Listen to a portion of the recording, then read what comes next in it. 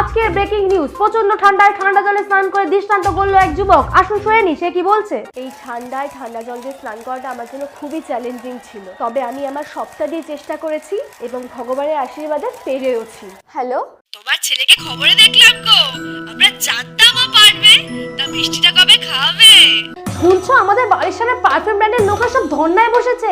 বাবুকে দেখে ইন্সপায়ার হয়ে হাজার হাজার ছেলে মেয়ে স্নান করা শুরু করেছে, আর পারফিউম ব্র্যান্ডের সেল 50% অব্দি কমে গেছে।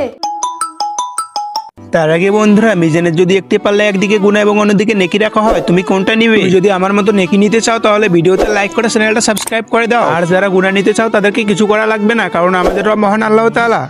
হ্যালো স্যার, আমরা ঠান্ডায় স্নান করা নিয়ে একটা অনলাইন বাথিং ক্লাস স্টার্ট করতে চাইছি। আপনি যদি একটু টিচার হিসেবে আসতেন। টাকা নিয়ে চিন্তা করবেন না, যত টাকা চাই আমরা আপনাকে দেবো।